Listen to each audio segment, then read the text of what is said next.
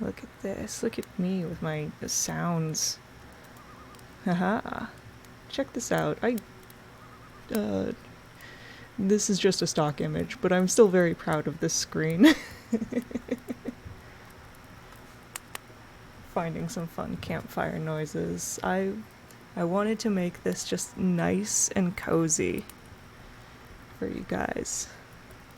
The vibe. Yes. So, Something Wicked This Way Comes.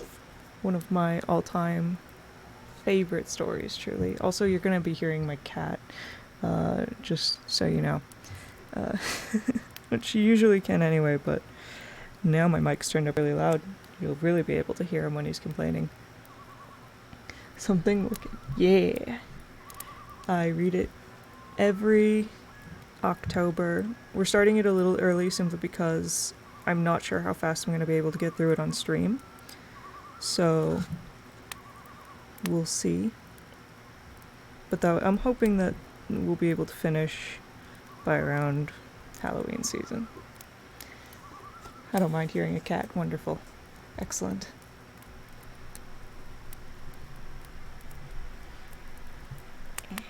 Get this mic stand to make sense so I can also see chat. Because that's important. I want to be able to talk to you guys.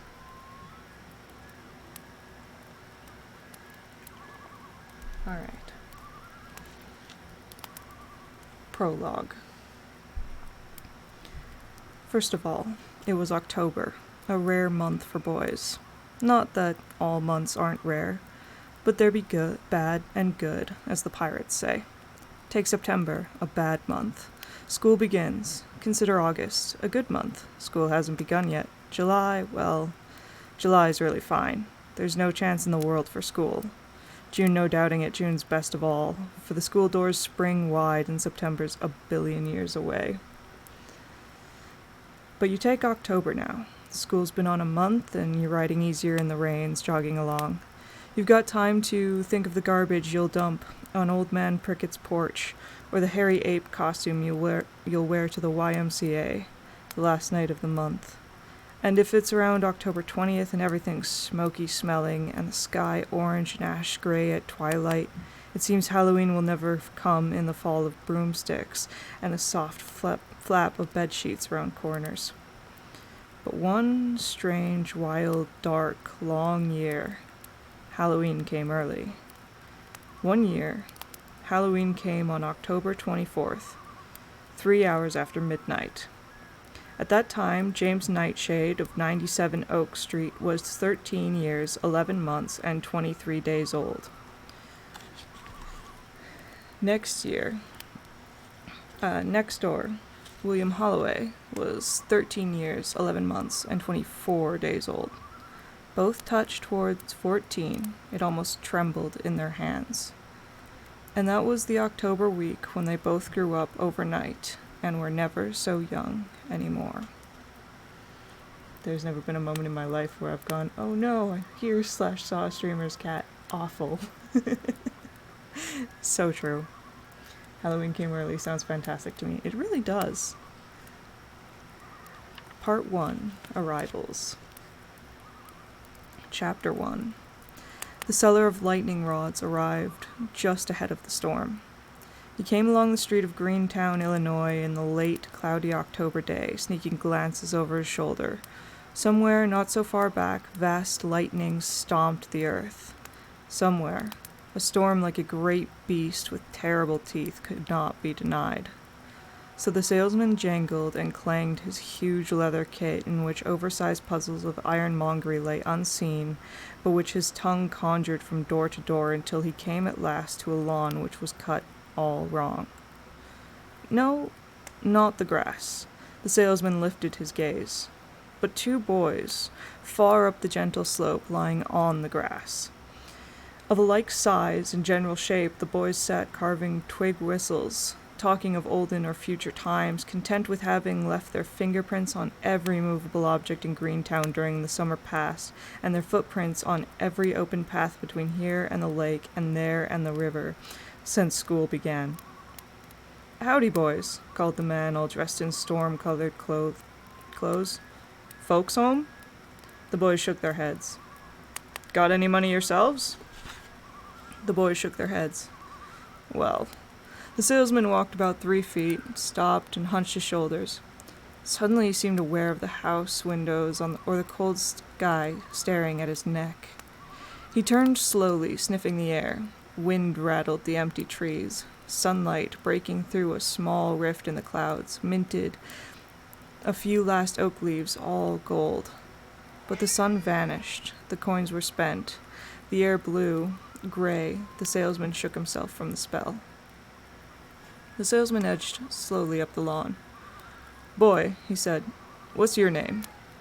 And the first boy, with hair as white blonde as milk thistle, shut up one eye, tilted his head, and looked at the salesman with a single eye as open and bright and clear as a drop of summer rain. Hey, Prime Panda Beats, thank you so much for the follow. I really appreciate it. Also, Gulliver is on my lap, which means I'm going to be melting even faster. You guys, wish me luck.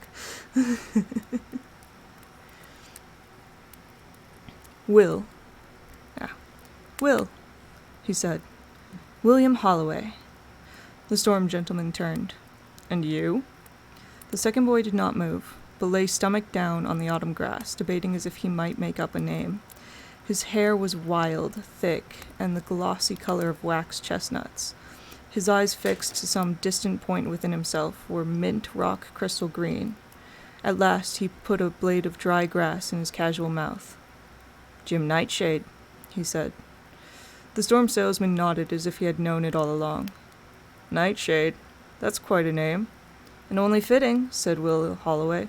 I was born 1 minute before midnight, October 30th. Jim was born 1 minute after midnight, which makes it October 31st. Halloween, said Jim. By their voices, the boys had told the tale all their lives, proud of their mothers, living house next to house, running for the hospital together, bringing sons into the world seconds apart. One light, one dark. There was a history of mutual celebration behind them. Each year, Will lit the candles on a single cake at 1 minute to midnight. Jim, at 1 minute after, with the last day of the month began, blew them out. So much Will said excitedly. So much Will agreed to, silently. So much the salesman, running before the storm, but poised here uncertainly, heard, looking from face to face. Holloway, Nightshade. No money, you say? The man, grieved by his own consciousness, rummaged through his leathery bag and seized forth an iron contraption. Take this, free. Why? One of those houses will be struck by lightning. Without this rod, bang! Fire and ash, roast pork and cinders. Grab! The salesman released the rod. Jim did not move, but Will caught the iron and gasped. Boy, it's heavy, and funny looking. Never seen a lightning rod like this. Look, Jim! And Jim, at last, stretched like a cat and turned his head. His green eyes got big, and then very narrow. The metal thing was hammered with shaped half-crescent, half-cross, and around the rim of the main rod, little curlicues and doohingies had been soldered on later. The entire surface of the rod was finely scratched and etched with strange languages, names that could tie the tongue or break the jaw, numerals that added to incomprehensible sums, pictographs of insect animals, all bristle, chaff, and claw. That's Egyptian, Jim pointed with his nose at a bug soldered to the iron. Scarab beetle. So it is, boy. Jim squinted. And those there, Phoenician hen tracks. Right. Why?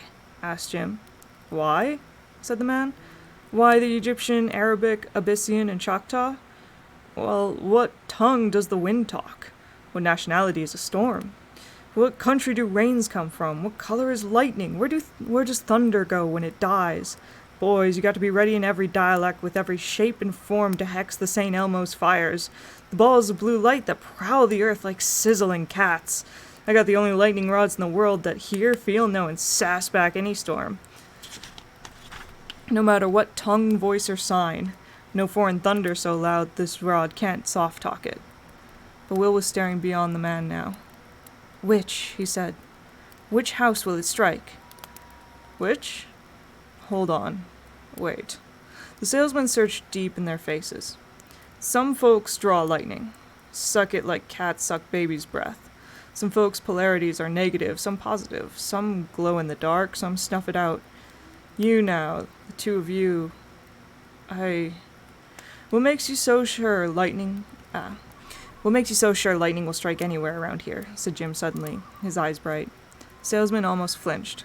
Why, I got a nose, an eye, and an ear. Both those houses, they're timbers. Listen. They listened. Maybe their houses leaned under the cool afternoon wind. Maybe not. Lightning needs channels, like rivers, to run in. One of those attics is a dry river bottom, itching to let lightning pour through. Tonight. Tonight? Jim sat up happily. No ordinary storm, said the salesman. Tom Fury tells you. Fury. Ain't that a fine name for one who sells lightning rods? Did I take the name? No. Did the name fire me to my occupation? Yes. Grown up, I saw cloudy fires jumping the world, making men hop and hide. Thought, I'll chart hurricanes, map storms, then run ahead, shaking my iron cudgels, my miraculous defenders in my fists. I've shielded and made snug safe 100,000, count 'em, God-fearing homes. So when I tell you boys you're in dire need, listen, climb that roof, nail this rod high, ground it in the good earth before nightfall. But which house? Which? Asked Will. The salesman reared off, blew his nose in a great handkerchief, then walked slowly across the lawn as if approaching a huge time bomb that ticked silently there. He touched Will's front porch newels, ran his hand over a post, a floorboard, then shut his eyes and leaned against the house to let its bones speak to him. Then, hesitant, he made his cautious way to Jim's house next door. Jim stood up to watch. The salesman put his hand out to touch, to stroke, to quiver his fingertips on the old paint. This, he said at last, is the one. Jim looked proud. Without looking back, the salesman said, Jim Nightshade, this your place? Mine, said Jim. I should have known, said the man. Hey, what about me? Said Will. The salesman snuffed again at Will's house. No. Oh, a few sparks will jump out of your rain spouts, but the real show's next door at the Nightshades. Well, the salesman hurried back across the lawn to seize his huge leather bag. I'm on my way. Storm's coming. Don't wait, Jim boy. Otherwise, bam, you'll be found your nickels, dimes, and Indian heads fused by electroplating. Abe Lincoln's melted into Miss Columbia's eagles plucked raw on the backs of quarters, all run to quicksilvers in your jeans. More, any boy hit by lightning lift his lid, and there on his eyeball, pretty as the Lord's Prayer on a pin, find the last scene the boy ever saw. Box brownie photo, by God, of that fire climbing down the sky to blow you like a penny whistle and suck your soul back up along the bright stair. Get, boy, hammer it higher, you're dead come dawn. Jangling his case full of iron rods, the salesman wheeled about and charged down the walk, blinking wildly at the sky, the roof, the trees, at last closing his eyes, moving, sniffing, muttering. Yes, bad. Here it comes. Feel it. Way off now, but running fast. And the man in the storm-dark clothes was gone, his cloud-colored hat pulled down over his eyes, and the trees rustled, and the sky seemed very old suddenly. And Jim and Will stood testing the wind to see if they could smell electricity, the lightning rod fallen between them. Jim, said Will, don't stand there. Your house, he said. You gonna nail up the rod or ain't you? Nah, smiled Jim. Why spoil the fun? Fun? You crazy? I'll get the ladder, you the hammer, some nails and wire. But Jim did not move. Will broke and ran. He came back with the ladder. Jim, think of your mom. You want her burnt? Will climbed the side of the house, alone, and looked down. Slowly, Jim moved to the ladder below and started up. Thunder sounded far off in the cloud-shadowed hills. The air smelled fresh and raw on top of Jim Nightshade's roof. Even Jim admitted that.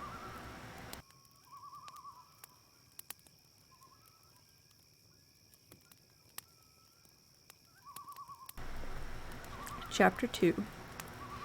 There's nothing in the living world like books, on water cures, deaths of 1,000 slices, or pouring white-hot lava off castle walls on drolls and mountebanks. So said Jim Nightshade. That's all he read. If it wasn't how to burgle the First National, it was how to build catapults or shape black bumbershoots into lurking bat costumes for Cabbage Night. Jim breathed it all out fine. And Will, he breathed it in. With the lightning rod nailed to Jim's roof, Will proud and Jim ashamed of what he considered mutual cowardice, it was late in the day, supper over, and it was time for their weekly jog to the library. Like all boys, they never walked anywhere, but named a goal and lit for it, scissors and elbows. Nobody won. Nobody wanted to win. It was in their friendship. They just wanted to run forever, shadow in shadow.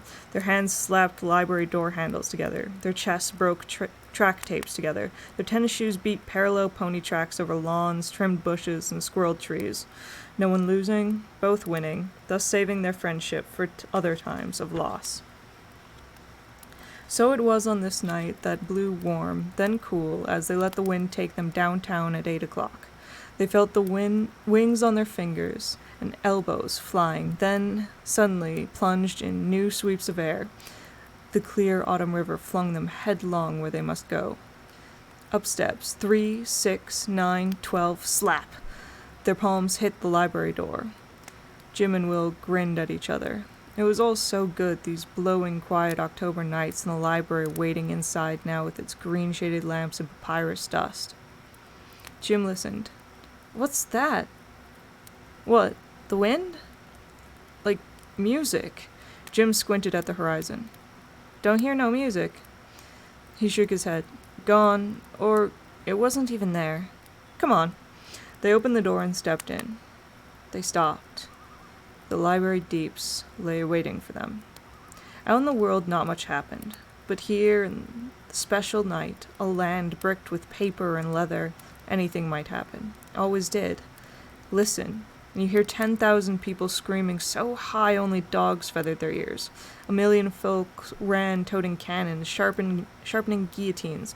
Chinese, 4 abreast, marched on forever, invisible, silent, yes, but Jim and Will had the gift of ears and noses as well as the gift of tongues. This was a factory of spices from far countries. Here, alien deserts slumbered. Up front was the desk where the nice old lady, Miss Watrous, purple-stamped your books, but down way off were Tibet and Antarctica, the Congo. There went Miss Wills, the other librarian, through outer Mongolia, calmly toting fragments of Peeping and Yokohama and the Celebes. Way down the third book corridor, an oldish man whispered his broom along in the dark, mounding the fallen spices. Will stared. It was always a surprise, that old man, his work, his name. That's Charles William Holloway, thought Will. Not grandfather, not far-wandering ancient uncle as some might think, but my father. So looking back down the corridor, was Dad shocked to see he owned a son who visited some separate 20,000 fathoms deep world. Dad always seemed stunned when Will rose up before him, as if they had met a lifetime ago and one had grown old while the other stayed young. And this fact stood between. Far off, the old man smiled. They approached each other carefully. Is that you, Will? Grown an inch since this morning. Charles Holloway shifted his gaze. Jim? Eyes darker, cheeks paler. You burn yourself at both ends, Jim. Heck, said Jim. No such place as heck. But hell's right here under A for Allegiri. Allegory's beyond me, said Jim. How stupid of me, Dad laughed. I mean Dante. Look for this. Pictures by Mr. Dore, showing all the aspects. Hell's never looked better. Here's souls sunk to their gills in slime. There's someone upside down, wrong side out. Boy, howdy! Jim eyed the pages 2 different ways and thumbed on. Got any dinosaur pictures?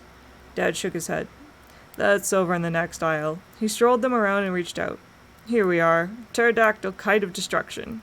Or what about Drums of Doom, the Saga of the Thunder Lizards? Pepped you up, Jim? I'm pepped. Dad winked at Will. Will winked back. They stood now, a boy with corn-colored hair and a man with moon-white hair. A boy with a summer apple and a man with a winter apple face. Dad, thought Will. Why, he looks like me in a smashed mirror. And suddenly Will remembered nights rising at 2 a.m. to go to the bathroom and spying across town to see that one single light in the high library window, and know Dad had lingered on late, murmuring and reading alone under these green jungle lamps. It made Will sad and funny to see that light. To know the old man. He stopped to change the word. His father was there in all this shadow. Will, said the old man, who was also a janitor, who happened to be his father. What about you? Huh? Will shook himself. You need a white hat or a black hat book? Hats, said Will. Well, Jim, they perambulated, Dad running his fingers along the book spines. He wears the black 10-gallon hats and reads books to fit. Middle name's Moriarty, right, Jim? Any day now he'll move up from Fu Manchu to Machiavelli here. Medium-sized dark fedora. Over along to Dr. Faustus, extra-large black Stetson. That leaves the white hat boys to you, Will. Here's Gandhi, next door to St. Thomas. And on the next level, well, Buddha. You don't mind, said Will. I'll settle for the mysterious island. What, asked Jim, scowling, is all this talk about white and black hats? Why, Dad handed Jules Verne to Will. It's just, a long time ago I had to decide myself which color I'd wear. So, said Jim, which did you pick? Dad looked surprised, then he laughed uneasily. Since you need to ask, Jim, you make me wonder. Will, tell Mom I'll be home soon. Get out of here, both of you. Miss Watrous, he called softly to the librarian at the desk. Dinosaurs and mysterious islands coming up. The door slammed. Outside, a weather of stars ran clear in the ocean sky. Heck, Jim sniffed. North, Jim sniffed south. Where's the storm that darn salesman promised? I just got to watch that lightning fizz down my drain pipes. Will let the wind ruffle and refit his clothes, his skin, his hair. Then he said faintly, It'll be here. By morning. Who says? The huckleberries down my arms. They say. Great! The wind flew Jim away. A similar kite. Will swooped to follow.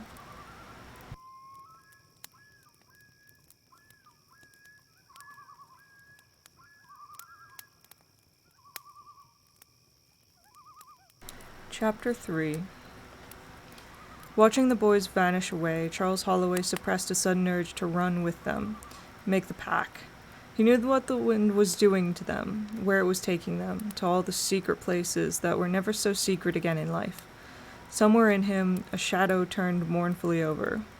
You had to run with a night like this, so the sadness could not hurt. Look, he thought. Will runs because running its own excuse. Jim runs because something's up ahead of him. Yet strangely, they do run together. What's the answer, he wondered, walking through the library, putting out the lights. Is it all the worlds in our thumbs and fingers? Why are some people all grasshopper fiddling, scrapings, all antennae shivering, one big galleon eternally nodding, slip nodding, square nodding themselves? They stoke a furnace all their lives, sweat their lips, shine their eyes, and start it all in the crib. Caesar's lean and hungry friends. They eat the dark, who only stand and breathe. That's Jim, all bramble hair and itchweed. And Will? Why, he's the last peach, high on a summer tree. Some boys walk by and you cry seeing them. They feel good, they look good, they are good. Oh, they're not above peeing off a bridge or stealing an occasional dime store pencil sharpener. It's not that. It's just, seeing them pass, that's how they'll be all their life. They'll get hit, hurt, cut, bruised, and always wonder why. Why does it happen? How can it happen to them? But Jim, now, he knows it happens. He watches for it happening. He sees it start, sees it finish. He licks the wound he expected and never asks why. He knows. He always knew. Someone knew before him a long time ago. someone who had wolves for pets and lions for night conversants. Hell, Jim doesn't know with his mind, but his body knows. And while Will's putting a bandage on his latest scratch, Jim's ducking, weaving, bouncing away from the knockout blow which must inevitably come. So there they go. Jim running slower to stay with Will running faster to stay with Jim breaking 2 windows in a haunted house because Will's along, Will breaking 1 window instead of none because Jim's watching. God, how we get our fingers into each other's clay.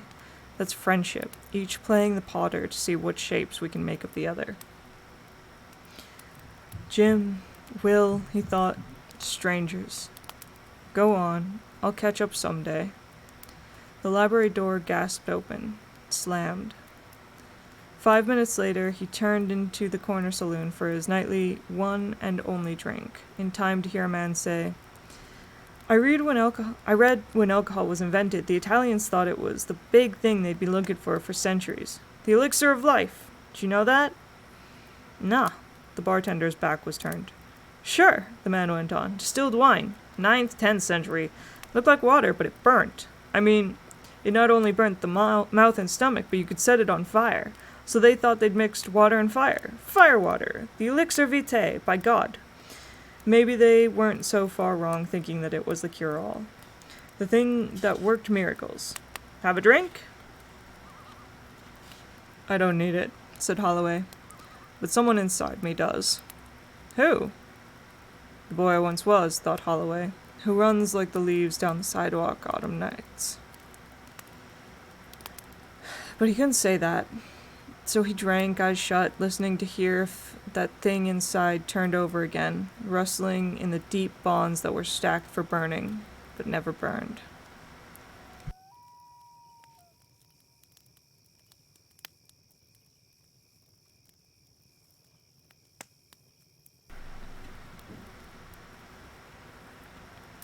Will stopped. Chapter 4. Will stopped. Will looked at the Friday night town. It seemed when the first stroke of 9 banged from the big courthouse clock, all the lights were on and the business humming in the shops. But by the time the last stroke of 9 shook everyone's fillings in his teeth, the barbers had yanked off the sheets, powdered the customers, trotted them forth, the druggist's fount had stopped fizzing. Like a nest of snakes, the insect neons everywhere had ceased buzzing.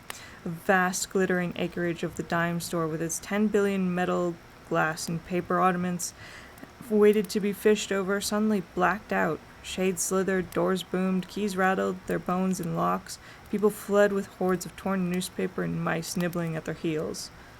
Bang! They were gone. Boy! Yelled Will. Folks run like they thought the storm was here. It is! Jim shouted. Us! They stomped, pound thundered over iron grates, steel trapdoors, past a dozen unlit shops, a dozen half-lit, a dozen dying dark. The city was dead as they rounded the untitled cigar store corner, the United Cigar Store corner, to see a wooden Cherokee glide in the darkness, by himself. Hey! Mr. Tetley, the proprietor, peered over the Indian's shoulders. Scare you boys? Nah. But Will shivered, feeling cold tidal waves of strange rain moving down the prairie as on a deserted shore. When the lightning nailed the town, he wanted to be layered under 16 blankets and a pillow. Mr. Tetley? Said Will quietly, for now there were 2 wooden Indians upright, in ripe tobacco darkness. Mr. Tetley, amidst his jest, had frozen, mouth open, listening. Mr. Tetley! He heard something far away on the wind, but couldn't say what it was. The boys backed off. He did not see them. He did not move. He only listened. They left him. They ran. In the 4th empty block from the library, the boys came upon a 3rd wooden Indian. Mr. Cressetti, in front of his barber shop, his door key in his trembling fingers, did not see them stop. What had stopped them? A teardrop. It moved shining down Mr. Cressetti's left cheek. He breathed heavily. Cressetti, you fool! Something happens! Nothing happens! You cry like a baby! Mr. Cressetti took a trembling breath, snuffing. Don't you smell it? Jim and Will sniffed. Licorice! Heck no, cotton candy! Haven't smelled that in years, said Mr. Cressetti. Jim snorted. It's around. Yes, but who notices? When? Now my nose tells me breathe and I'm crying. Why? Because I remember how a long time ago boys ate that stuff. Why haven't I stopped to think and smell the last 30 years? You're busy, Mr. Cressetti, Will said. You haven't got time. Time. Mr. Cressetti wiped his eyes. Where does that smell come from? There's no place in town sells cotton candy. Only circuses. Hey, said Will, that's right. Well, Cressetti's done crying. The barber blew his nose and turned to lock his shop door. As he did this, Will watched the barber pole whirl its red serpentine up out of nothing, leading his gaze around, rising to vanish into more nothing. On countless noons, Will had stood there trying to unravel that ribbon, watch it come and go, end without ending. Mr. Cressetti put his hand to the light switch under the spinning pole. Don't, said Will, then murmuring, don't turn it off. Mr. Cressetti looked at the pole as if freshly aware of its miraculous properties. He nodded gently, his eyes soft. Where does it come from? Where does it go, eh? Who knows? Not you, not him, not me. Oh, the mysteries, by God. So, we'll leave it on. It's good to know, thought Will. It'll be running until dawn, winding up from nothing, winding away to nothing, while we sleep. Good night. Good night. And they left him behind in a wind that very faintly smelled of licorice and cotton candy. Thank you for the hydrate. And just when a chapter is here, so it's good timing.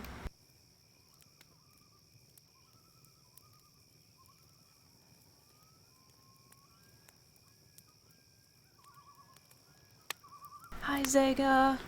And I am drinking big gulps of water between chapters, I promise. But I definitely need them. Chapter 5. Charles Holloway put his hand to the saloon's double swing doors, hesitant, as if the gray hairs on the back of his hand, like antennae, had felt something beyond slide by in the October night. Perhaps great fires burned somewhere, and their furnace blasts warned him not to step forth. Or another ice age had loomed across the land. Its freezing bulk might already have laid waste 1 billion people in the hour. Perhaps time itself was draining off down an immense glass, with powdered darkness falling after to bury all. Or maybe it was only that a man in a dark suit, seen through the saloon window across the street. Great paper rolls under one arm, a brush and a bucket in his free hand. The man was whistling a tune, very far away. It was a tune from another season, one that never ceased making Charles Holloway sad when he heard it.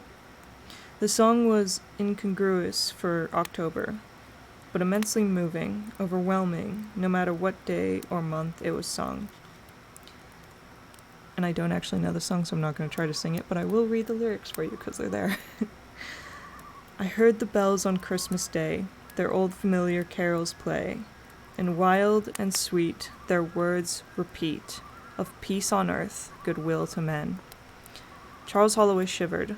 Suddenly there was the old sense of terrified elation, of wanting to cry and laugh together, when he saw the innocence of the earth wandering the snowy streets the day before Christmas among all the tired men and women whose faces were dirty with guilt, unwashed of sin, and smashed like small windows by life that hit without warning, ran, hid, came back, and hid again. Then pealed the bells more loud and deep. God is not dead, nor doth he sleep. The wrong shall fail, the right prevail, with peace on earth, goodwill to men. The whistling died. Charles Holloway stepped out. Far up ahead, the man who had whistled the tune was motioning his arms by a telegraph pole, silently working. Now he vanished into the open door of a shop. Charles Holloway, not knowing why, crossed the street to watch the man pasting up one of the posters inside the unrented and empty store. Now the man stepped out the door with his brush, his paste bucket, his rolled papers, his eyes, a fierce and lustful shine, fixed on Charles Holloway. Smiling, he gestured with an open hand. Holloway stared. The palm of that hand was covered with fine, blackened, silken hair. It looked like the hand clenched tight. It waved. The man swept around the corner. Charles Holloway, stunned, flushed with a sudden summer heat, swayed, then turned to gaze into the empty shop. 2 sawhorses stood parallel to each other, under a single spotlight. Placed over these 2 sawhorses, like a funeral of snow and crystal, was a block of ice 6 feet long. It shone dimly with its own effulgence, and its color was light green-blue. It was a great cool gem resting there in the dark.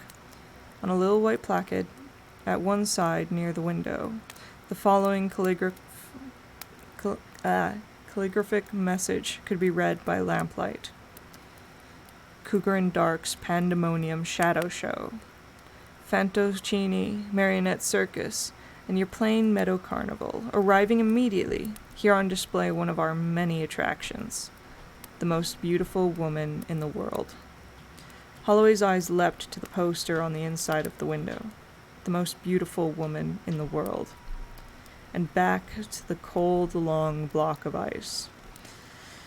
It was such a block of ice as he remembered from traveling magician shows when he was a boy, when the local ice company contributed a chunk of winter in which for 12 hours on end frost maidens lay embedded on display while people watched and comedies toppled down the raw white screen and coming attractions came and went, and at last the pale ladies slid forth, all rhymed and chipped free by perspiring sorcerers, to be let off smiling into the dark behind the curtains. The most beautiful woman in the world. And yet this vast chunk of wintry glass held nothing but frozen river water. No, not quite empty. Holloway felt his heart pound one special time. Within the huge winter gym was there not a special vacuum? A voluptuous hollow, a prolonged emptiness which undulated from tip to toe of the ice?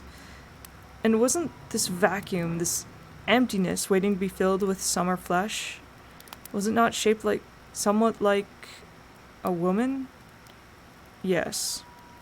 The ice, and the lovely hollows, and the horizontal flow of emptiness within the ice, the lovely nothingness, the exquisite flow of an invisible mermaid daring the ice to capture it. The ice was cold. The emptiness within the ice was warm. He wanted to go away from here. But Charles Holloway stood in the strange night for a long time, looking at the empty shop and the 2 sawhorses and the cold, awaiting Arctic coffin set there like a vast star of India in the dark.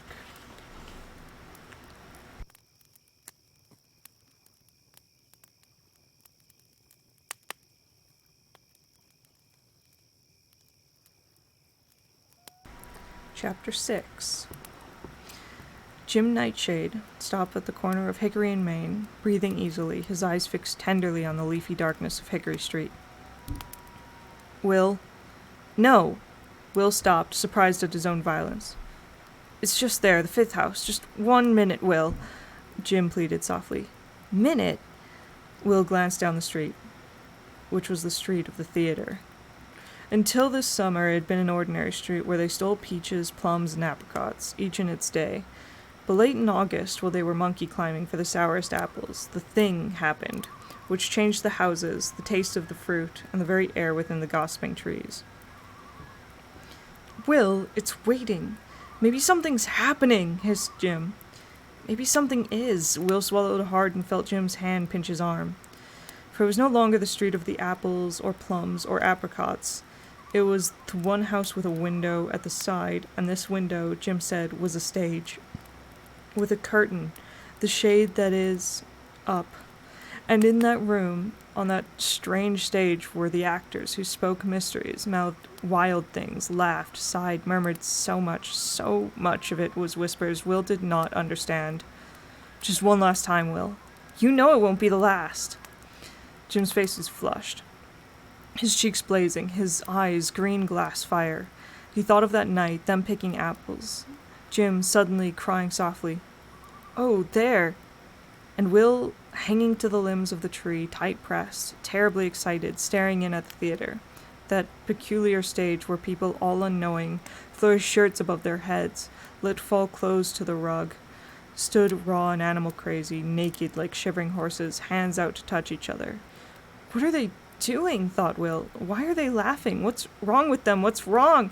He wished the light would go out. But he hung tight to the suddenly slippery tree and watched the bright window theater. He heard the laughing, and numb at last let go, slid, fell, lay dazed, and then stood in the dark gazing up at Jim, who still clung to his high limb. Jim's face earth-flushed, his cheeks fire-fuzzed, lips parted, stared in. "Jim! Jim, come down!"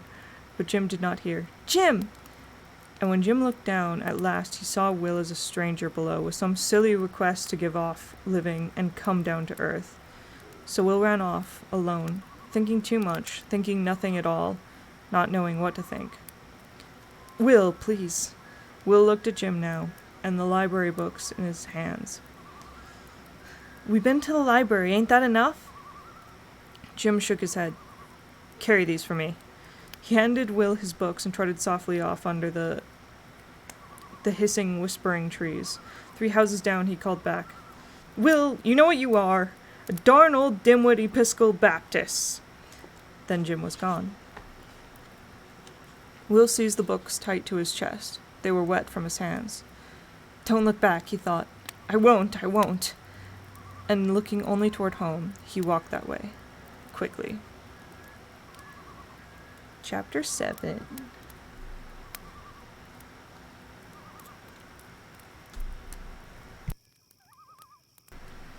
Halfway home, Will felt the shadow breathing hard behind him. "Theater closed," said Will, not looking back. Jim walked in silence behind him for a long time, then said, "Nobody home." "Swell!" Jim spat. "Darn Baptist preacher, you." And around the corner, a tumbleweed slithered, a great cotton ball of pale paper which bounced, then clung shivering to Jim's legs. Will grabbed the paper, laughing, pulled it off, let it fly. He stopped laughing. The boys went pale. The boys watching the pale throwaway rattle and flit through the trees were suddenly cold. "Wait a minute," said Jim slowly. All of a sudden they were yelling, running, leaping. "Don't tear it! Careful!" The paper fluttered like a snare drum in their hands. "Coming October 24th. Their lips moved, shadowing the words in rococo type. "Cougar and Darks. Carnival? October 24th. That's tomorrow." "It can't be," said Will. "All carnivals stop after Labor Day." "Who cares? 1,001 Wonders? See? Mephistopheles, the lava drinker, Mr. Electrico, the monster Montgolfer." "Balloon." "Balloon," said Will. "A Montgolfer is a balloon." "Mademoiselle Tarot," read Jim. "The Dangling Man, the Demon Guillotine, the Illustrated Man. Hey! It's just some old guy with tattoos." "No," breathed the worm on the paper. "He's illustrated, special. See? Covered with monsters. A menagerie." Jim's eyes jumped. "See? The skeleton. Ain't that fine, Will? Not Thin Man. No, but skeleton. See? The Dust Witch." "What's a Dust Witch, Will?" "Dirty old gypsy."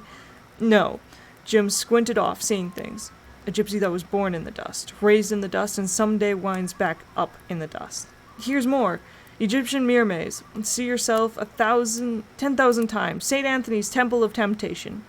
"The most beautiful woman," read Will. "The most beautiful," read Will, "woman in the world," finished Jim. They looked at each other. Can a carnival have the most beautiful woman on earth in its sideshow, Will? You ever seen carnival ladies, Jim? Grizzly bears. But how come this bill claims... Oh, shut up. You mad at me, Will? No, it's just... Get it! The wind had torn the paper from their hands. The handbill blew over the trees and away in an idiot caper, gone. "It's not true anyway," Will gasped. "Carnivals don't come this late in the year. Silly darn-sounding thing. Who'd go to it?" "Me." Jim stood quietly in the dark. "Me," thought Will, seeing the guillotine flash, the Egyptian mirrors unfold, accordions of light, and the sulphur-skinned devil man sipping lava like gunpowder tea. "That music," Jim murmured Calliope must be coming tonight. Carnivals come at sunrise. Yeah, but what about the licorice and cotton candy we smelt close? And Will thought of the smells, and the sounds flowing on the river of wind from beyond the darkening houses. Mr. Tetley listening by his wooden Indian friend, and Mr. Cressetti with a single tear shining down his cheek, and the barber pole sliding its red tongue up and around forever out of nowhere and away to eternity. Will's teeth chattered. Let's go home. We are home, cried Jim, surprised. For, not knowing it, they had reached their separate houses, and now moved up separate walks. On his porch, Jim leaned over and called softly. Will, you're not mad. Heck no.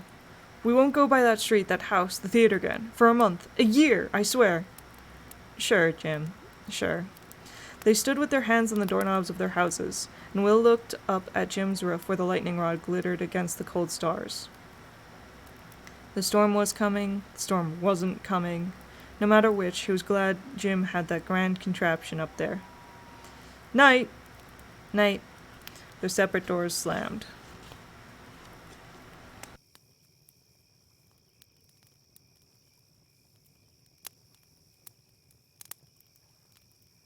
Hey, Campbell, thank you so much for the lurk. Chapter 8. Will opened the door and shut it again, quietly this time. That's better, said his mother's voice. Framed now through the hall door, Will saw the only theater he cared for now, the familiar stage where sat his father. Home already? He and Jim must have run the long way round. Holding a book, but reading the empty spaces. In a chair by the fire, Mother knitted and hummed like a tea kettle. He wanted to be near and not near them. He saw them close, he saw them far. Suddenly they were awfully small in a too large a room, in a too big a town, and much too huge a world. In this unlocked place they seemed at the mercy of anything that might break in from the night. Including me, Will thought. Including me. Suddenly he loved them much more for their smallness than he ever had when they seemed tall. His mother's fingers twitched. Her mouth counted. The happiest woman he'd ever seen. He remembered the greenhouse on a winter day, pushing aside thick jungle leaves to find a creamy pink hothouse rose poised alone in the wilderness. That was Mother, smelling like fresh milk, happy to herself in this room. Happy? But how? And why? Here a few feet off was the janitor, the library man, the stranger, his uniform gone, but his face still the face of a man happier at night alone in the deep marble vaults, whispering his broom in the drafty corridors. Oh, take care, guys. I appreciate you. Will watched, wondering why this woman was so happy and this man so sad. His father stared deep in the fire, one hand relaxed. Half cupped in that hand lay a crumpled paper ball. Will blinked. He remembered the wind blowing the pale handbills, skittering in the trees. Now the same color paper lay crushed, its rococo type hidden in his father's fingers. Hey! Will stepped into the parlor. Immediately Mom opened a smile that was like lighting a second fire. Dad, stricken, looked dismayed as if caught in a criminal act. Will wanted to say, Hey, what'd you think of the handbill? But Dad was cramming the handbill deep into the chair upholstery, and Mother was leafing through the library books. Oh, these are fine, Willie. So Will stood with cougar and dark on his tongue and said, Boy, the wind really flew us home. Streets full of paper blowing. But Dad did not flinch at this. Anything new, Dad? Dad's hand still lay tucked in the side of his chair. He lifted a gray, slightly worried, very tired gaze to his son. A stone lion blew off the library steps, prowling the town now, looking for Christians. Won't find any. Got the only one in captivity here, and she's a good cook. Bosh, said Mom. Walking upstairs, Will heard what he half expected to hear. Soft, fluming sigh as something fresh was tossed on the fire. In his mind he saw Dad standing at the hearth looking down as the paper crinkled to ash. Cougar, dark, carnival, witch, wonders. He wanted to go back down and stand with Dad, hands out, to be warmed by the fire. Instead, he slowly went up to shut the door of his room. Some nights, abed, Will put his ear to the wall to listen.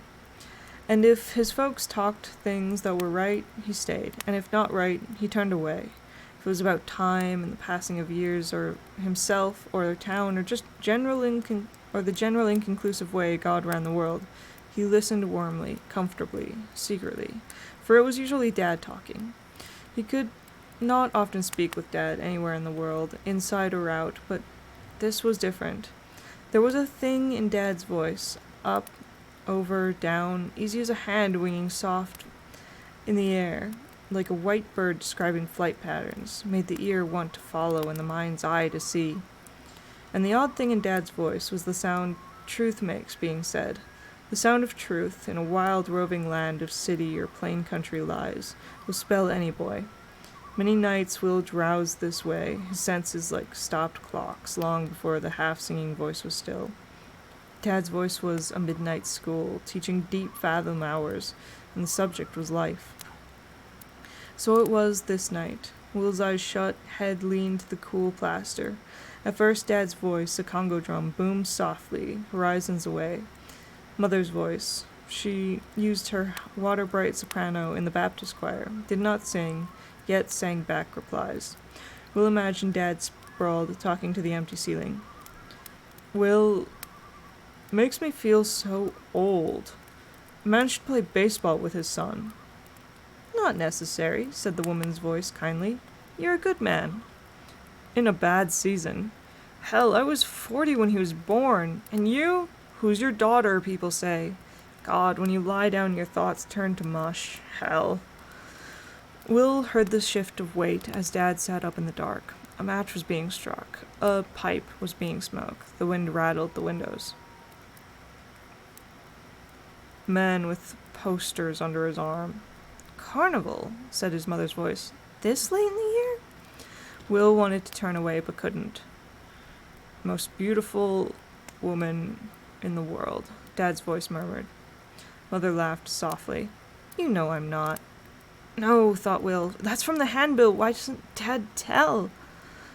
Because, Will answered himself, something's going on. Oh, something is going on. Will saw the paper frolicked in the trees, its words, the most beautiful woman, and fever prickled his cheeks. He thought, Jim, the street of the theater, the naked people in the stage of that theater window, crazed as a Chinese opera, darn old, odd crazy as old Chinese opera, judo, jiu-jitsu, Indian puzzles, and now his father's voice, dreaming off, sad, sadder, saddest, and too much to understand. And suddenly he was scared because Dad wouldn't talk about the handbill he had secretly burned. Will gazed out the window. There, like a milkweed plume, white paper danced in the air. No, he whispered, no carnival's coming this late. It can't. He hid under the covers, switched on his flashlight, opened a book. The first picture he saw was a prehistoric reptile trap drumming a night sky a million years lost. Heck, he thought, in the rush I got Jim's book and he's got one of mine. But it was a pretty fine reptile. And flying towards sleep, he thought he heard his father, restless below, the front door shut. His father was going back to work late for no reason, with brooms or books, downtown, away, away, and Mother asleep, content, not knowing he had gone.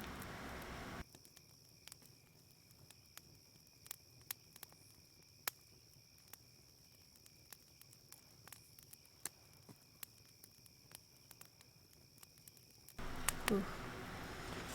I'm gonna try to get to chapter 10. Okay, I think I'll be going a little bit more than that, because apparently the next 3 chapters are each only 2 pages, so we'll probably go to chapter 12 then.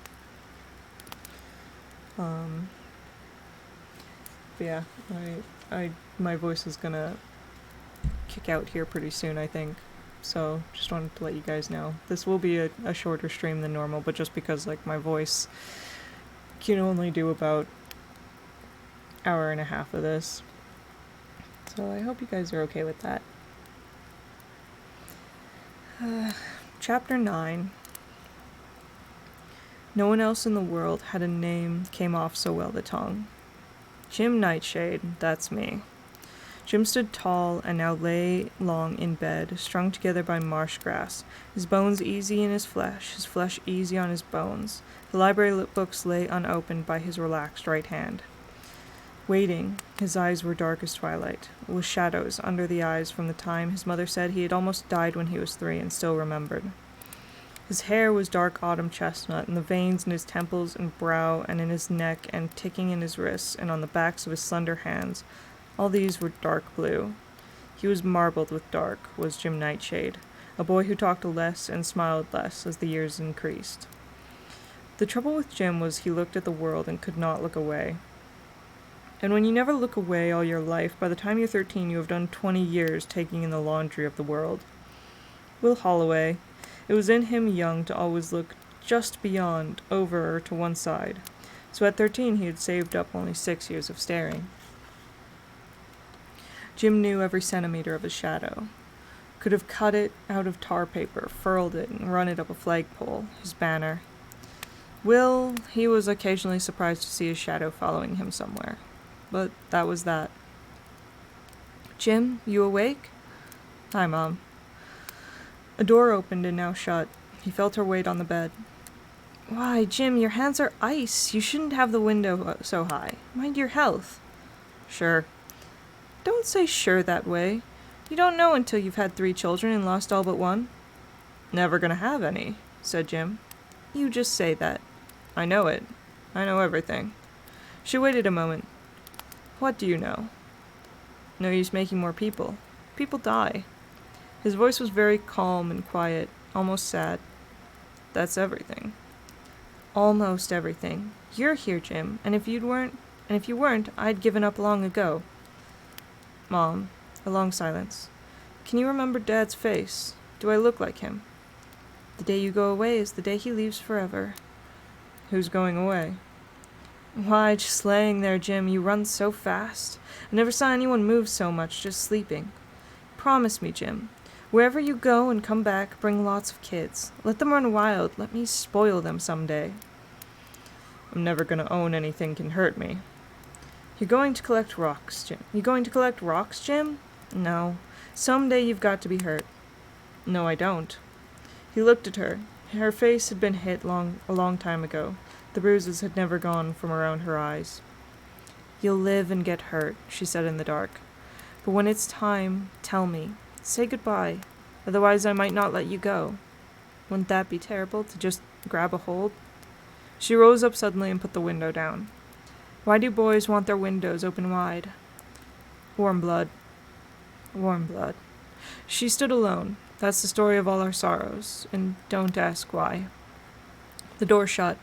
Jim alone raised the window and leaned into the absolutely clear night. Storm, he thought. You there? Yes. Feel, away to the west, a real humdinger rushing along. The shadow of the lightning rod lay on the drive below. He sucked in the cold air and gave out a vast exhilaration of heat. Why, he thought, why don't I climb up and knock that lightning rod loose, throw it away, and then see what happens? Yes, and then see what happens.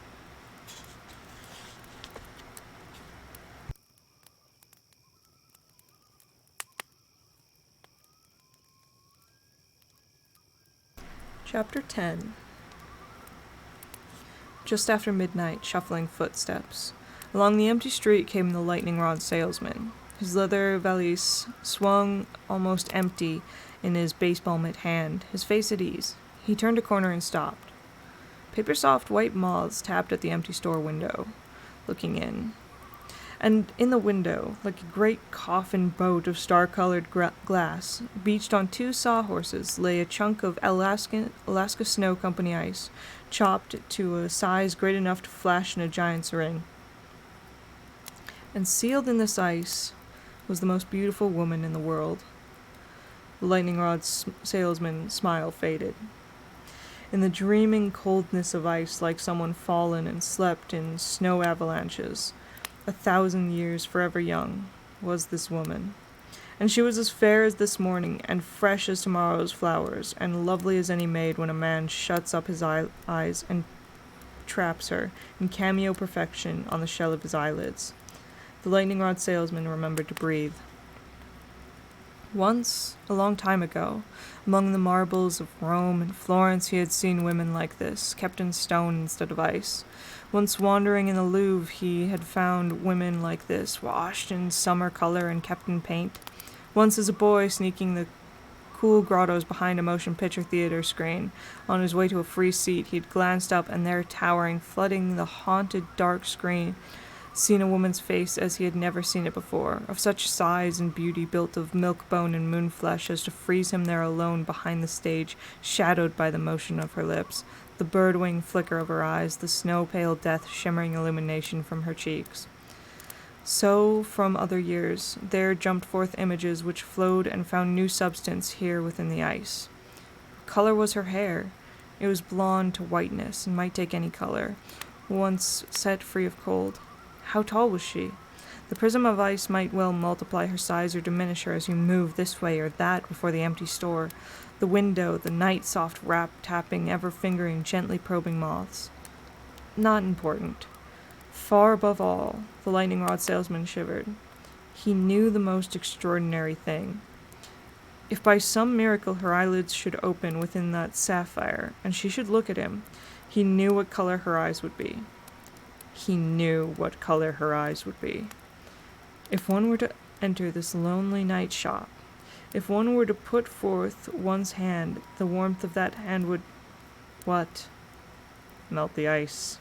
The lightning rod salesman stood there for a long moment, his eyes quickened shut. He let his breath out. It was warm as summer on his teeth. His hand touched the shop door. It swung open. Cold Arctic air blew out. He stepped in. The door shut. The white snowflake moths tapped at the window.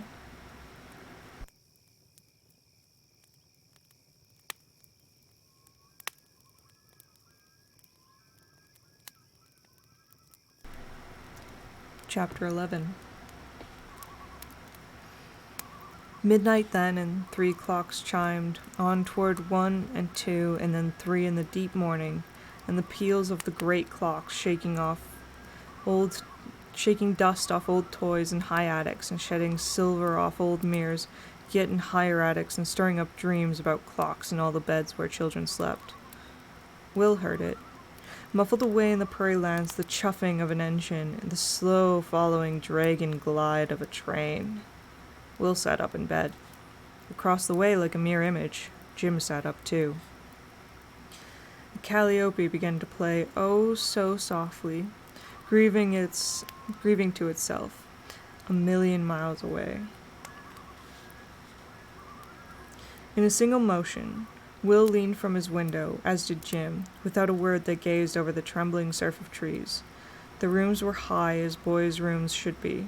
From these gaunt windows they could rifle-fire their gaze artillery distances past library, city hall, depot, cow barns, farmlands to empty prairie.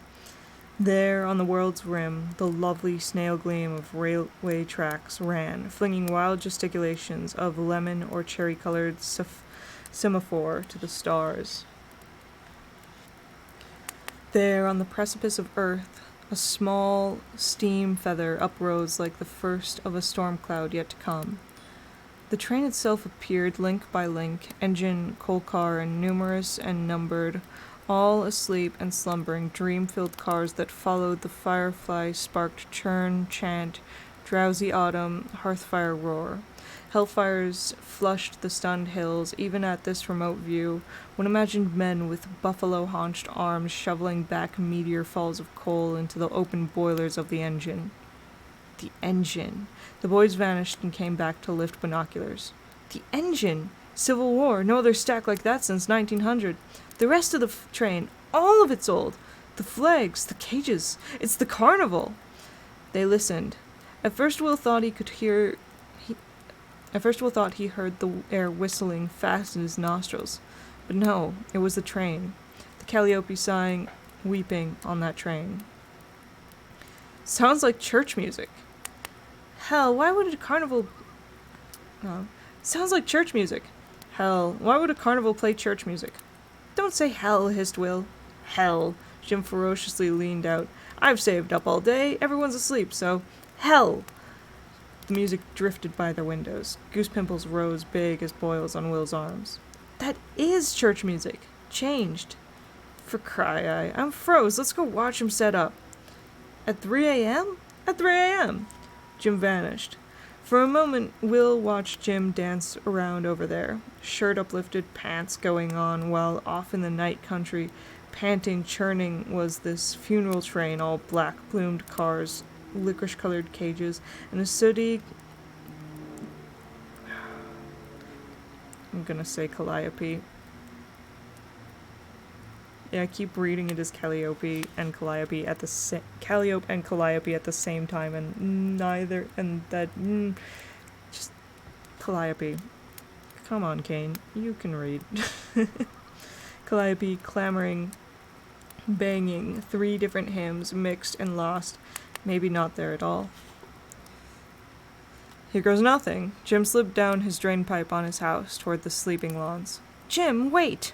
Will thrashed on into his clothes. Jim, don't go alone! And followed after.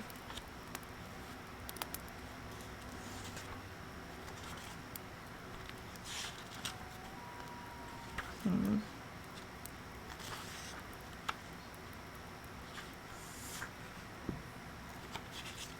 deciding if I want to read more or not. Can I make it to chapter 15? Could I do it? Can I... Will my voice make it that far?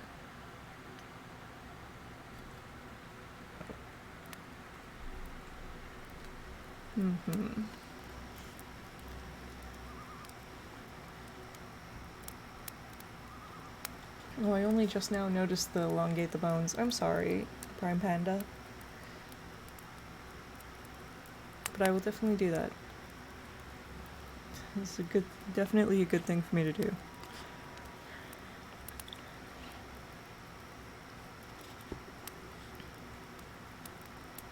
Okay. I'm going to keep going because I want to. Pray for my voice. Chapter 12.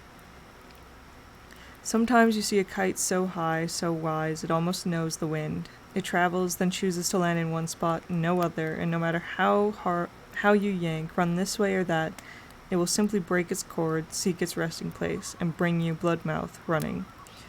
Jim, wait for me! So now, Jim was the kite, the wind twine cut, and whatever wisdom was taking him away from Will, who could only run earthbound after one so high and dark, silent, and suddenly strange. Jim, here I come!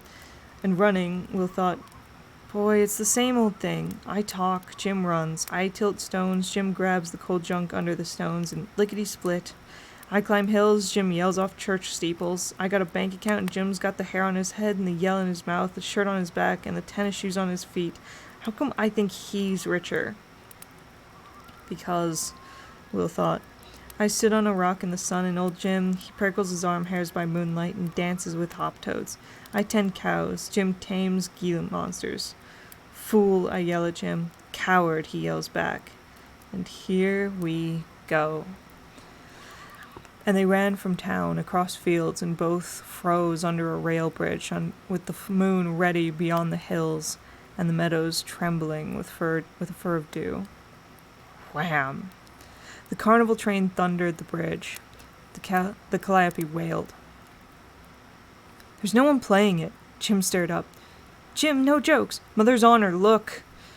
Going away, the calliope pipes shimmered with star explosions, but no one sat at the high keyboard. The wind, sluicing ice-water air in the pipes, made music. The boys ran. The train curved away, gonging its undersea funeral bell, sunk, rusted, green moss, tolling. Then the engine whistle blew a great steam whiff, and Will broke out in pearls of ice. Way late at night, Will had heard, how often? Train whistles, jetting steam along the rim of sleep, forlorn, alone, and far, no matter how near they came. Sometimes he woke to find tears on his cheek, asked why, lay back, listened, and thought, yes, they make me cry. Going east, going west, The trains so far gone in country deeps they drown in tides of sleep that escape the towns. Those trains and their grieving sounds were lost forever between stations, not remembering where they had been, not guessing where they might go, exhaling their last pale breaths over the horizon, gone. So it was with all trains, ever. Yet this train's whistle, the wails of a lifetime were gathered in it from other nights and other slumbering years, the howl of moon-dreamed dogs, the seep of river-cold winds through January porch screens, which stopped the blood, 1,000 fire sirens weeping, or worse, the outgone shreds of breath, the protests of a billion people dead or dying, not wanting to be dead, their groans, their sighs burst over the earth. Tears jumped to Will's eyes. He lurched, he knelt, he pretended to lace one shoe. But then he saw Jim's hands clap his ears, his eyes wet too. The whistle screamed, Jim screamed against the scream. The whistle shrieked, Will shrieked against the shriek. Then a billion voices ceased, instantly, as if the train had plunged in a firestorm off the earth. The train skimmed on, softly, slithering. Black pennants fluttered, black confetti tossed, lost on its own sick, sweet candy wind down the hill, with the boys pursuing, the air so cold they ate ice cream with each breath. They climbed a last rise to look down. "Boy," whispered Jim. The train had pulled off into Rolf's Moon Meadow, so called because the town couples came out to see the moon rise here, over land so wide, so long it was like an inland sea filled with grass in spring, or hay in late summer, or snow in winter. It was fine walking here along its crisp shore with the moon coming up to tremble in its tides. Well, the carnival train was crouched there now, in the autumn grass, on the old rail spur near the woods. The boys crept and lay down under a bush, waiting. "It's so quiet," whispered Will. The train just stood in the middle of the dry field. No one in the locomotive, no one in the tender, no one in any of the cars behind, all black under the moon. Just the small sounds of its metal cooling, ticking on the rails. "St," said Jim. "I feel them moving in there." Will felt the cat fuzz on his body bramble up by the thousands. "You think they mind us watching?"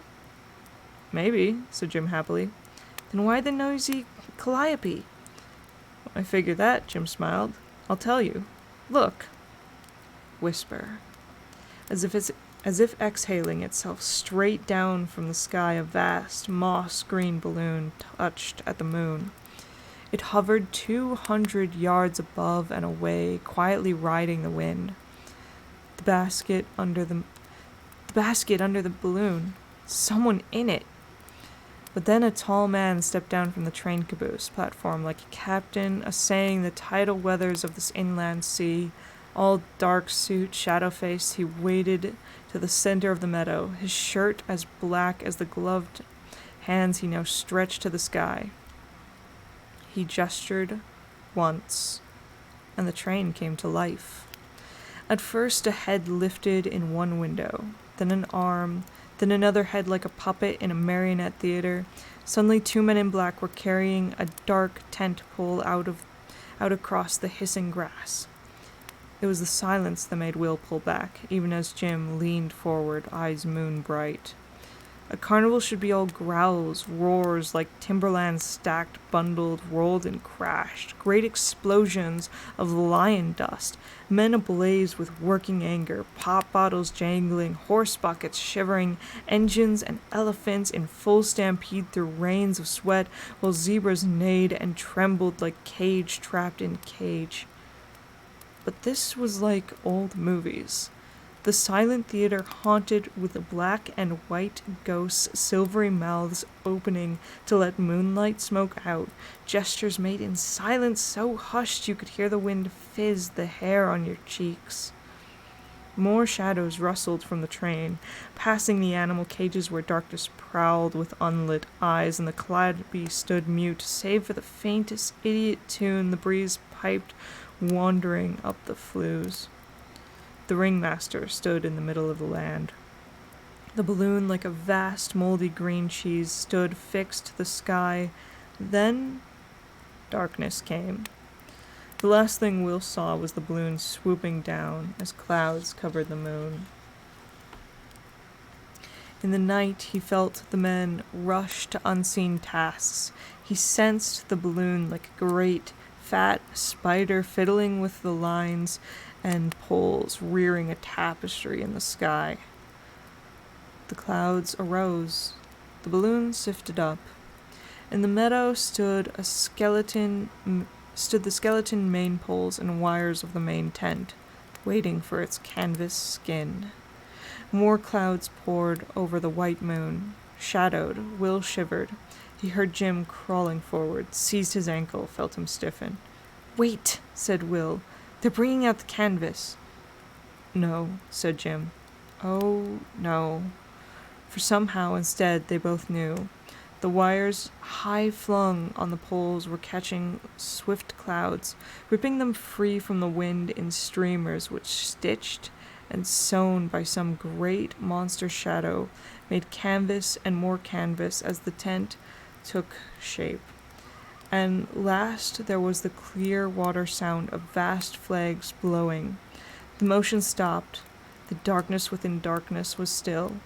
Will lay, eyes shut, hearing the beat of great oil-black wings, as if a huge, ancient bird had drummed down to live, to breathe, to survive in the night meadow. The clouds blew away. The balloon was gone. The men were gone. The tents rippled like black rain on their poles. Suddenly it seemed a long way to town. Instinctively, Will glanced behind himself. Nothing but grass and whispers.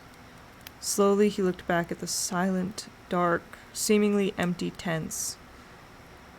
"I don't like it," he said. Jim could not tear his eyes away. "Yeah," he whispered. "Yeah." Will stood up. Jim lay on the earth. "Jim," said Will. Jim jerked his head as if slapped. He was on his knees. He swayed. His body turned, but his eyes were fastened to those black flags, the great sideshow signs swarming with unguessed wings, horns, and demon smiles. A bird screamed. Jim jumped. Jim gasped. Cloud shadows panicked them over the hills to the edge of town. From there, the two boys ran alone.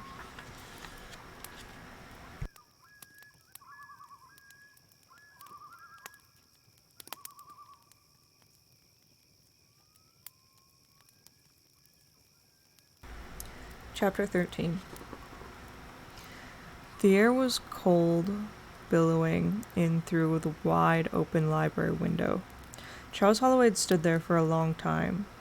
Now he quickened. Along the street below fled two shadows, two boys above them matching shadow stride for stride.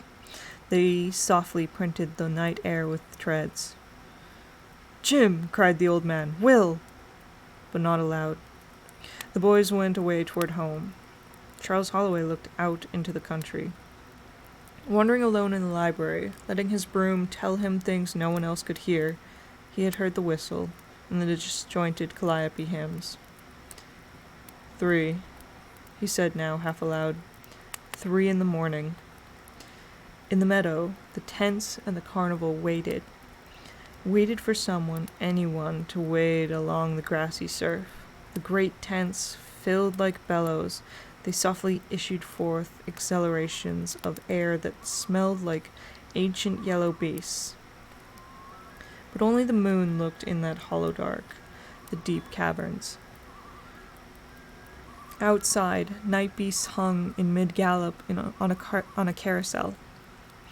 Beyond lay fathoms of mere maze, which housed a multifold series of empty vanities, one wave on another, still, serene, silvered with age, white with time.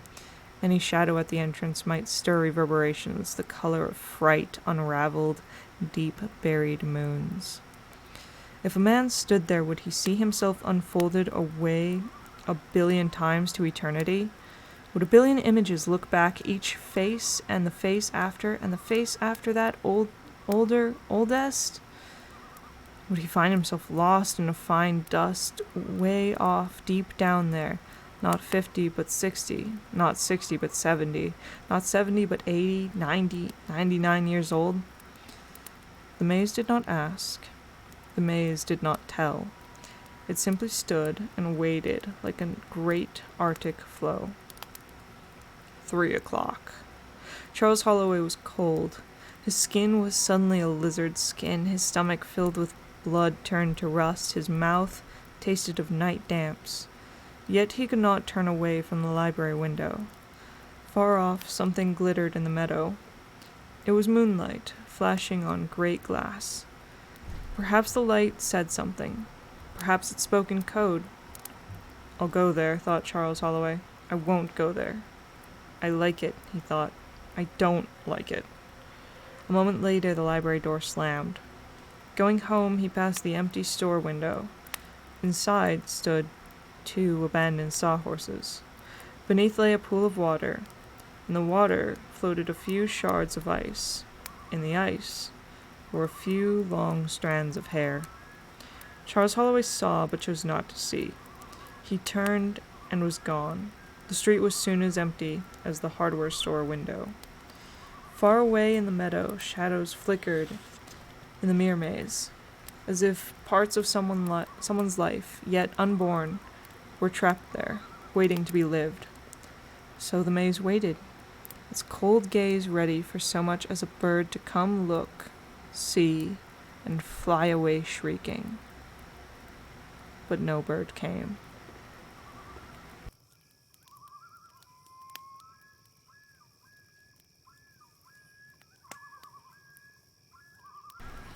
Chapter 14.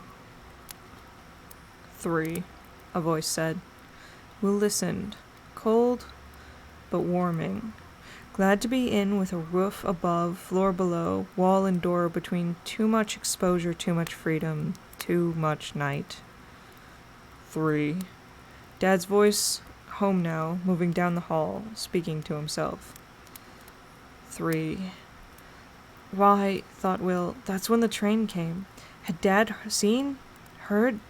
Followed? No, he mustn't. Will hunched himself. Why not? He trembled. What did he fear? The carnival rushing in like a black stampede of storm waves on the shore out beyond? Of him and Jim and Dad knowing? Of the town asleep not knowing?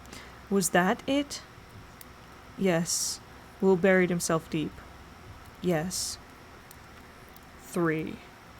3 in the morning, thought Charles Holloway, seated on the edge of his bed. Why did the train come at that hour? For, he thought, it's a special hour. Women never awake then, do they? They sleep the sleep of babes and children. But men... Pages stuck together, I'm sorry. But men in middle age, they know that hour well. Oh God, midnight's not bad. You wake and go back to sleep. 1 or 2's not bad. You toss but sleep again. 5 or 6 in the morning, there's hope. For dawn's just under the horizon, but 3 now. Christ. 3 a.m. Doctors say the body's at low tide then. The soul is out. The blood moves slow. You're the nearest to death you'll ever be, save dying. Sleep is a patch of death, but 3 in the morn, full wide staring is living death. You dream with your eyes open. God, if you had strength to rouse up, you'd slaughter your half-dreams with buckshot, but no. You lie pinned to a deep well bottom that's burned dry. The moon rolls by to look at you down there with its idiot's face. It's a long way back to sunset, a far way on to dawn. So you summon all the fool things of your life, the stupid, lovely things done with people known so very well who are now so very dead. And wasn't it true that, had he read it somewhere, more people in hospitals die at 3 a.m. than any other time? Stop, he cried silently. Charlie? His wife said in her sleep. Slowly he took off the other shoe. His wife smiled in her sleep. Why? She's immortal. She has a son. Your son, too? What father ever really believes it? He carries no burden, feels no pain. What man like woman lies in darkness and gets up with child? The gentle, smiling ones own the good secret. Oh, what strange, wonderful clocks women are. They nest in time. They make the flesh that holds fast and binds eternity. They live inside the gift, no power, accept, and need not mention it. Why speak of time when you are time? Shape the universal moments as they pass into warmth and actions. How men envy and often hate these warm clocks, these wives who know they will live forever. So what do? We men turn terribly mean, because we can't hold to the world or ourselves or anything. We are blind to continuity. All breaks down, falls, melts, stops, rots, or runs away. So since we cannot shape time, where does that leave men? Sleepless, staring. 3 a.m. That's our reward. 3 in the morn, the soul's midnight. The tide goes out, soul ebbs. A train arrives at an hour of despair. Why? Charlie? His wife's hand moved to his. You all right, Charlie? She drowsed. He did not answer. He could not tell her how he was.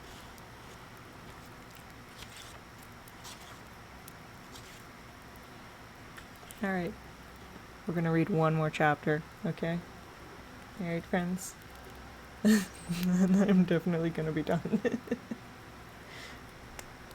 But I feel like chapter 15 is a good round number to end on.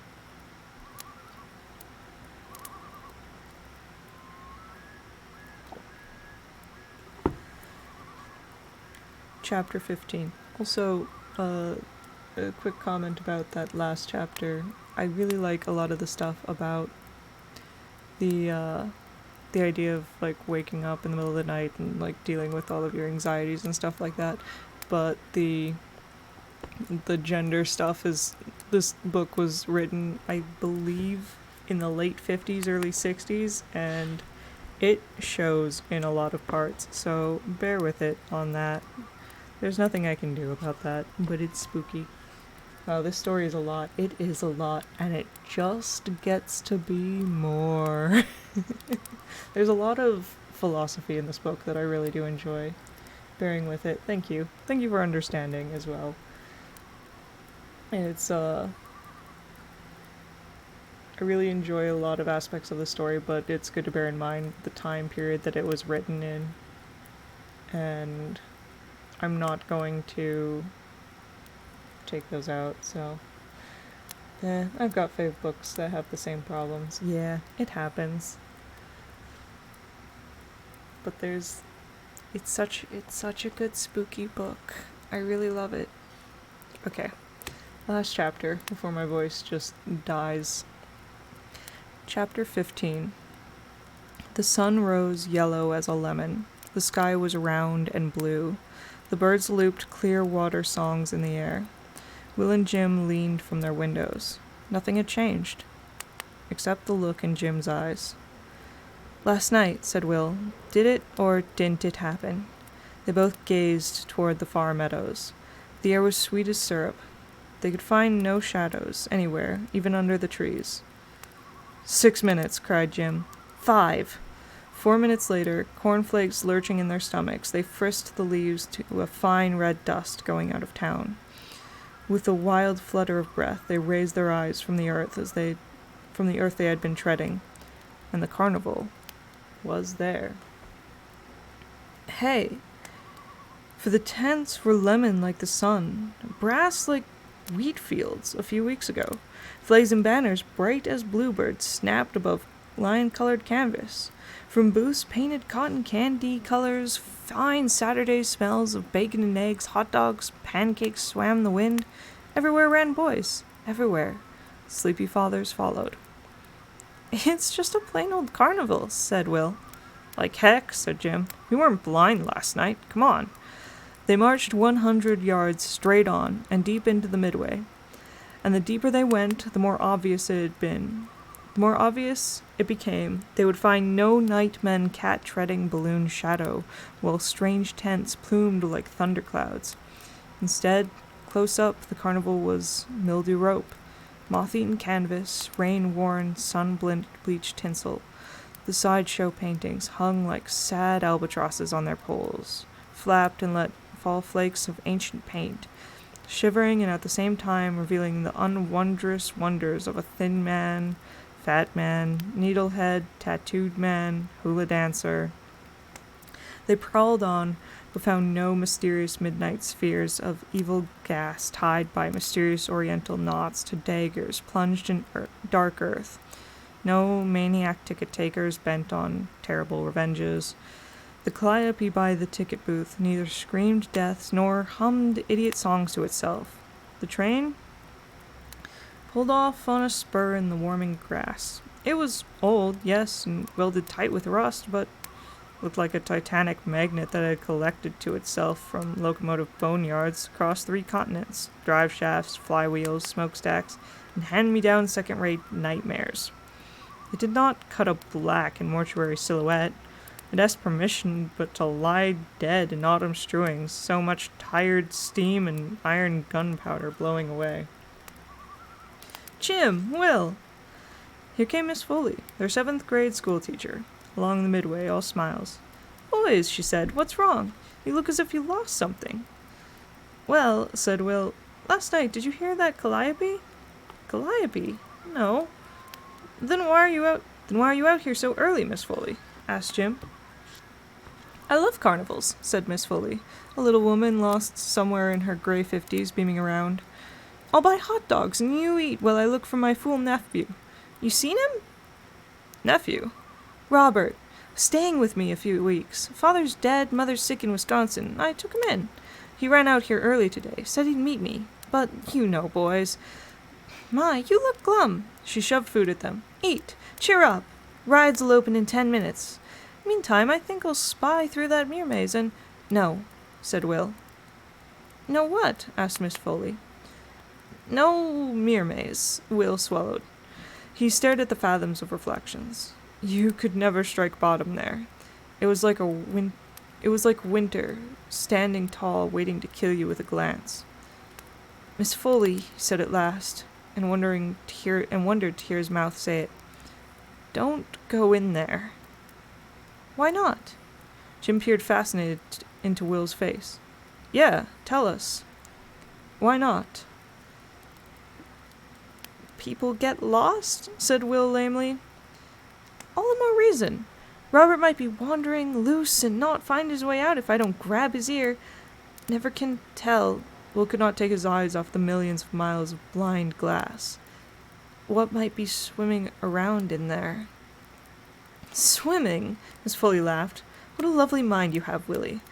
Well, yes, but I am an old fish, so... Miss Foley wavered, poised, took a step, and vanished into the mirror ocean. They watched as she settled, wandered, sank deep, deep, and finally dissolved, gray among silver. Jim grabbed Will. What was all that? Gosh, Jim, it's the mirrors. The only thing I don't like. They're the only thing like last night.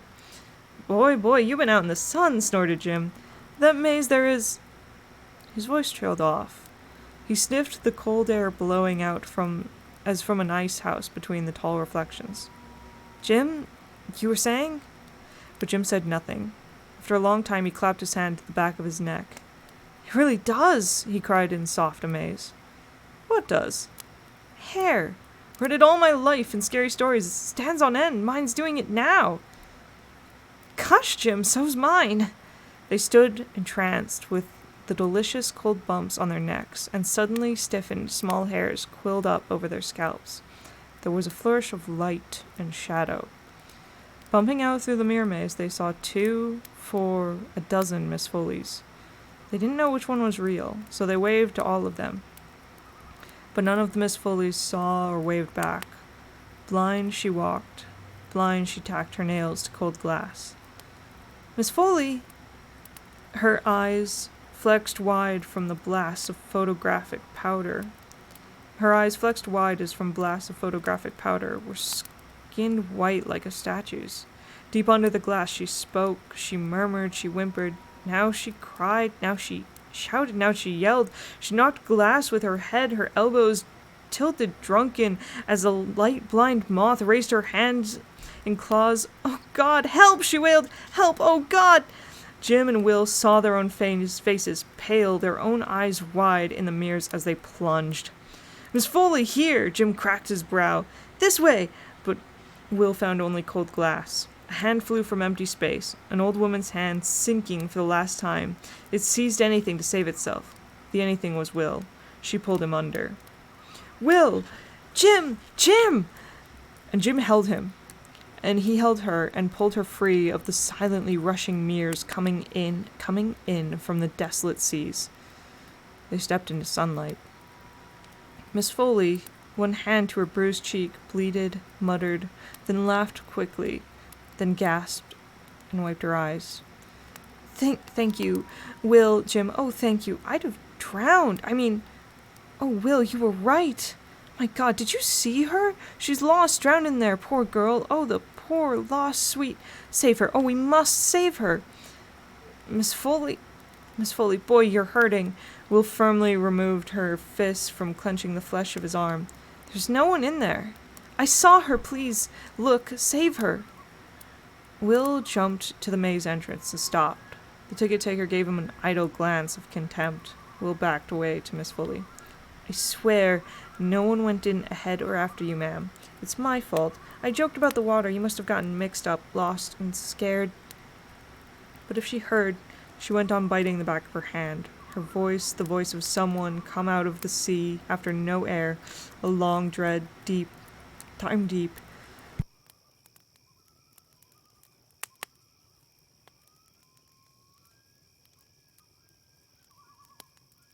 Oof, sorry, had to cough. But if she heard, she went on biting the back of her hand. Her voice, the voice of someone come out of the sea after no air. A long dread, time deep, no hope of life, and now set free. Gone? She's at the bottom, poor girl. I knew her. I know you, I said when I first saw her a minute ago. I waved. She waved.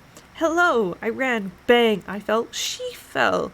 1,000 of her fell. Wait, I said. Oh, she looked so fine, so lovely, so young, but it scared me.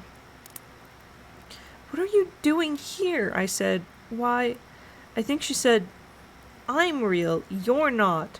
She laughed way underwater. She ran off in the maze. We must find her before... Miss Foley, Will's arm around her, took a last trembling breath and grew strangely quiet.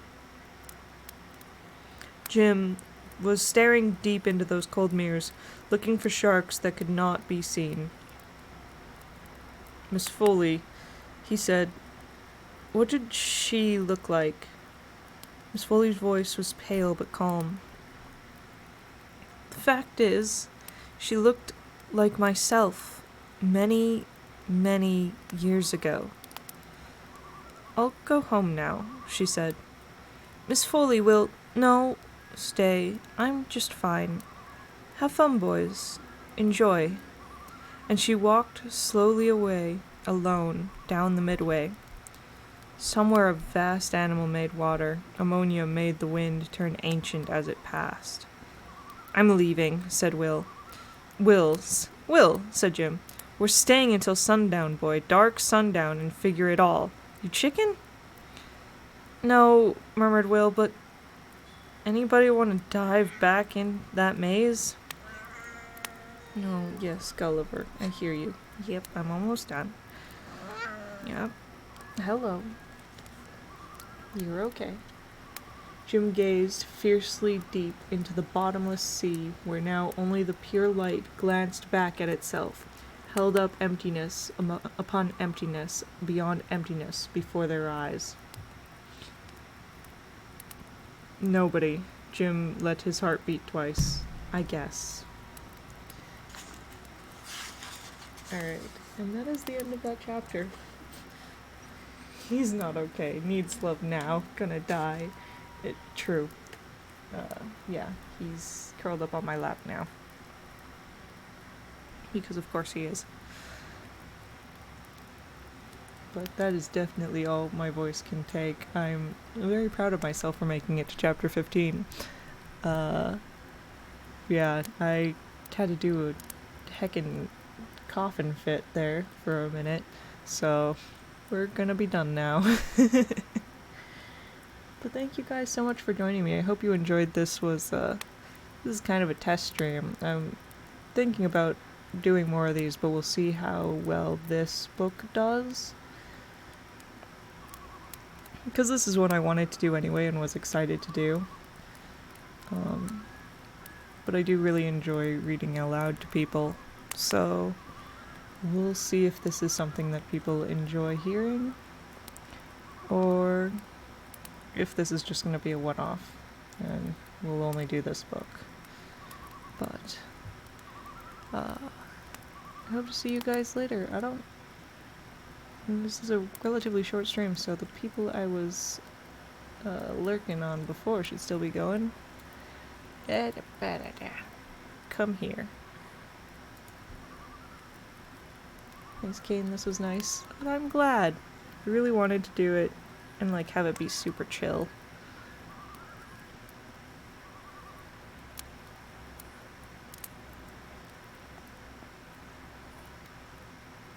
So I'm glad that everyone enjoyed it. There's no one that's doing really chill things for right now. So what I'm going to say is, Unplugged Professor is currently doing Okami, so if you want to go check that out, you can. Otherwise, I might just end this stream without rating anyone, because it's kind of I kind of want to keep the spooky vibes. So that might just be what I do. Otherwise, I am going to just shout out the professor, and y'all can head over there if you want.